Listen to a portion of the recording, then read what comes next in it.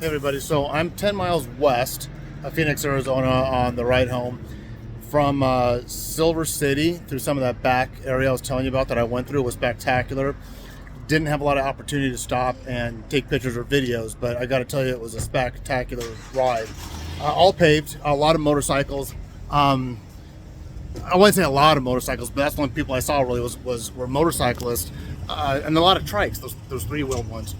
But this is all about miles per gallon on a Gen 1 KLR 650. So this is my second Gen 1. Long story, watch previous videos. So I just ran out of gas on the 10 freeway. And when my wife sees this, she's going to kill me. But here's what saved me. Yes, if you're an adventure rider, you got a rotopax. So I had my 1.5 gallon, 1.5 gallons of gas right there. So this is what happened. I was averaging about, so the KLR's got like a 6 point something, I can't remember, 6 point something gallon fuel tank. But when I was filling up, I was averaging between 45 and 50 miles. And so I did some quick elementary math, and I thought, well, you know, 40. Let's look at 50 miles per gallon. Well, and I got around 6 gallons. That's about 300 miles, you know. So I thought, let me push it to 250. Let me just not push 300. Let me just go 250, and I'll fuel up. So at 220 miles, I started doing the whole lurch, right? You know, when your top petcock tube is saying, hey, you know, switch over to reserve. It's like, oh man. So I switched over to reserve, and there was a Love's truck stop, which I'm at now. It was only 10 miles away. It was only 10 miles away. So I flip it to reserve, and I I'm all happy, start cruising down the road again on my reserve tank. And I'm talking like 5 miles. I had literally 9 miles from when I switched it. I get 5 miles out of it, blah, blah, blah. Pull over to the side. And I got the rotopax 1.5 gallons in here. So for my Gen 1, this is not going to be every single KLR out there. Not every single KLR. You got a Gen 1s, you got Gen 2s, you got Gen 3s. You got the maintenance of each one of those, and you got rider habits. You have terrain. I mean, throw it all in there, right?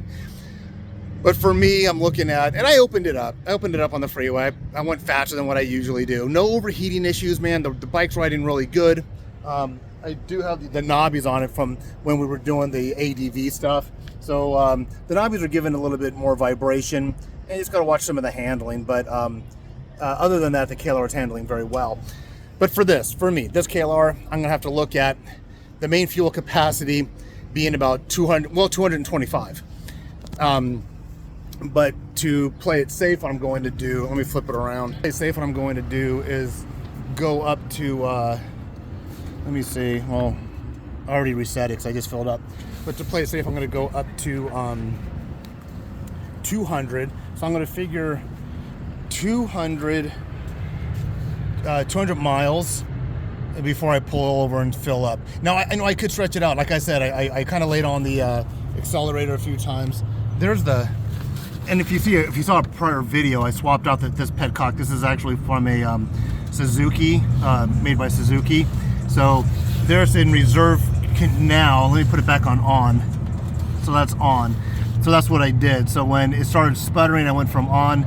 There's the off position, but I went from on to reserve and on to reserve, and that gave me that 5 more miles. But thank goodness. So this is filled up again too. I filled up the rotopax. So that has but I had my GPS. I'm about, I think, 300 miles from home. Roughly, I think. No, let me think. Yeah, about 300. I'm 300 miles from right where I'm standing to where I need to go. And I'm going to push through the night. There's something else I was going to mention. Give me a second. Let me remember how I'm going to pause this. Oh, I remember what I was going to say. So what you just saw me do on the other side of this was the petcock reserve, on, off, reserve. My daughter has a fuel-injected Suzuki TU250. Does not have a petcock. Oh, does it have it? I can't remember. It should. I'm getting confused now. I shouldn't even brought that up and point a topic. But let me say this. The Gen 3 KLR, I believe, is fuel-injected, which might have a difference on how many mile MPG you're getting and what you would do to go from reserve, from on to reserve. So I've never dealt with a Gen 3, so I don't know. And the fuel capacity may be a little bit different. I should know the fuel capacity. Well, let me see. I put it was dry, so I put in about 1.5 gallons of the rotopax. I just put in another 5 even. So, well, I almost put in 6.5 gallons. 6.5 gallons of gas, because 1.5 on the rotopax, an additional 5 when I just fueled up. So yeah, 6.5 gallons for this one. But like I said, your miles per gallon is going to depend on, you know, how old it is, the maintenance on it, the weight you have on it, the way you're riding it, so many things. But for me, on a long haul, I'm just going to say, hey, at 200 miles, find a gas station. That's going to put in my mind that I have about 20 miles in the buffer. But I'll always have my good old trusted 1.5 gallons here, and I'll have my good trusted AAA card on me that they'll come out, and I think they give you up to 5 gallons or something like that. I don't know. I've never even had to use it, and I've been a AAA member since 1987, and I've never called them to get the free gas. Gonna take a break here real quick, get off the bike, go into Love's, get my hot dog and soda, and sit back here like Mad Max and chow down on some processed meat. All right, everybody. Thanks for following along. This will probably be my last. Hopefully, I can't. All I got is I-10, Interstate 10, from the outside of Phoenix into Riverside area.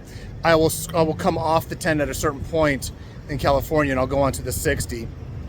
But other than that, there's nothing really spectacular to film anymore, unless a unplanned event happens, and then I'll give you guys a lowdown on that. But let's hope that does not happen. All right, hope you guys have been enjoying this trip.